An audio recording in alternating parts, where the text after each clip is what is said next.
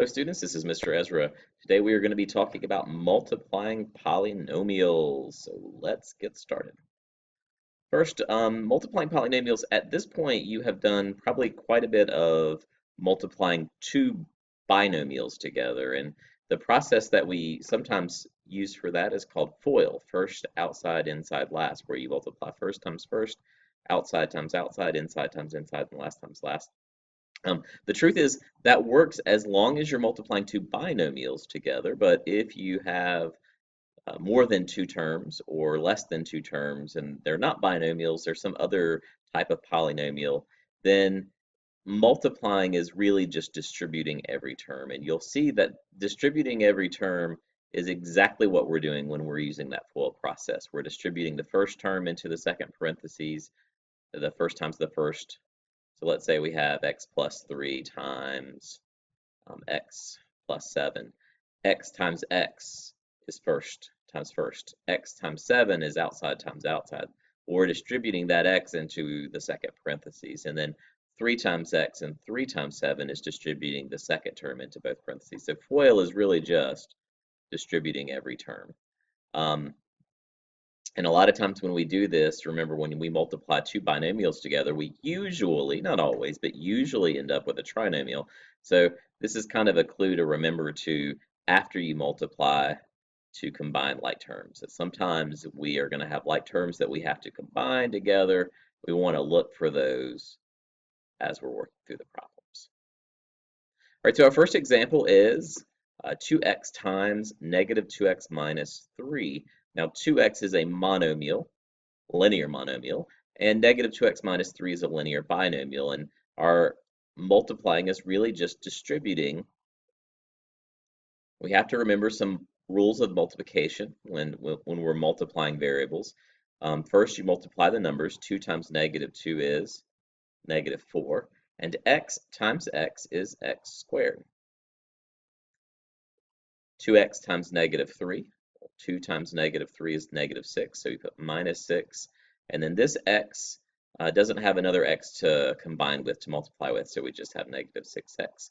Since the terms are not the same, in other words, since x squared is not the same as x, we cannot combine any like terms together. That is our answer. We're done. All we had to do was distribute. We're distributing both the number and the variable at the same time. Example 2, we have a binomial times a binomial. Now in the past we would call this FOIL, but now I'm going to say I'm distributing the 3m into the second parentheses first. So it's 3m times 8m, which is, say 3 times 8 is 24. M times m is m squared. 3m times 7, well 3 times 7 is 21, and the m is carried down here. We've distributed 3m.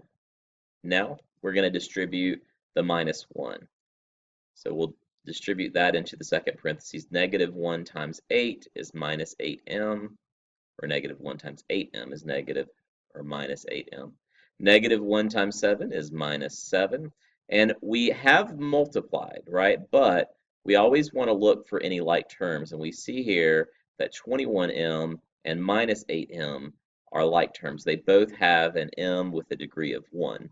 So they can be added together to get our final answer of 24 m squared. Let's see, 21 minus 8 is 13, positive 13m. And then minus 7 comes down to give us our final answer.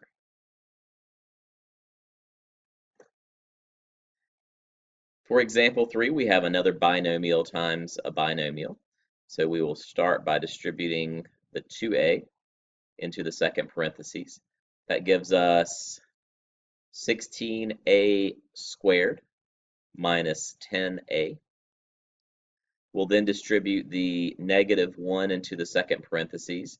That gives us minus 8a plus 5. And then, of course, we look for like terms, and we have some like terms here that we can put together. Final answer is 16a squared minus 18a plus 5. We cannot combine a squared term with a term that's not squared with a constant term. So variable terms must have the same letter and exponent.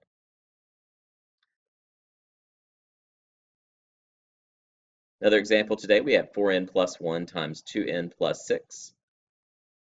We will multiply the 4n times both parentheses. 4n times 2n is 8n squared. 4n times 6 is 24n. And then we'll distribute 1 into both parentheses. 1 times 2n is positive 2n. 1 times 6 is 6. We look for like terms. Doop, doop. We get 8n squared plus 26n plus 6. So you can see that multiplying is something that you probably are pretty comfortable with. Before we get to something new, I'd like to add one more example. This is not an example that's in your notes, I think, but I just want to give you one example of maybe a binomial times a trinomial, right? So we'll have 2x plus 3 times x minus 6x, or x squared, sorry, minus 6x plus 2, okay? So FOIL definitely won't work here. We can't use FOIL here. This is an extra example that I'm adding in. We're going to distribute the 2x into the second parentheses. But this time we're going to have to multiply it by all three terms. So that would give us 2 times 1 is 2.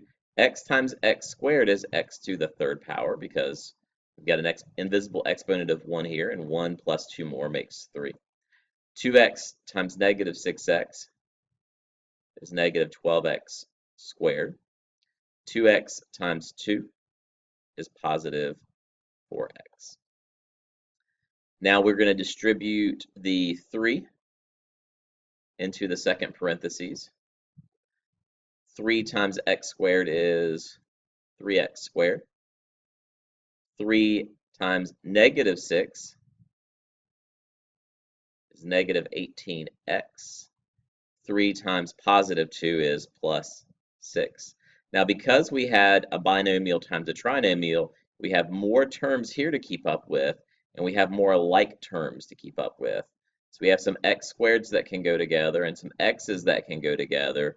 The third power and the constant term do not have anyone to combine with, so they're going to stay as they are.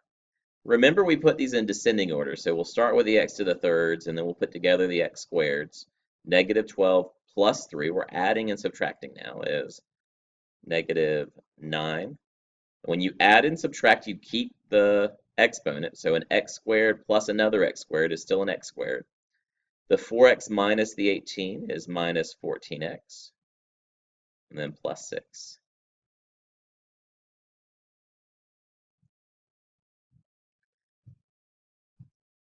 I don't want to work a whole nother problem, but I do want to point out that if I had x squared plus 3x plus 5 times 2x squared minus 2x plus 6, I would have to distribute the x squared into all three. Then I would have to distribute the 3x into all three in the second parentheses.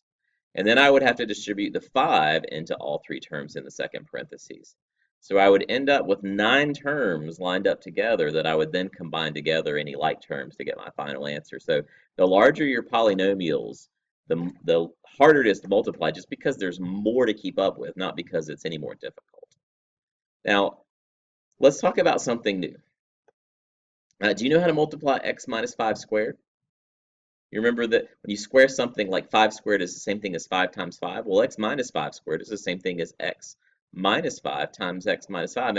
And you could multiply that together using this process of distributing the x and then distributing the minus 5. But what about x minus 5 to the 5th power? Well, that would be the same thing as x minus 5 times x minus 5 times x minus 5 times x minus 5 times x minus 5. And that's a lot of multiplication to do.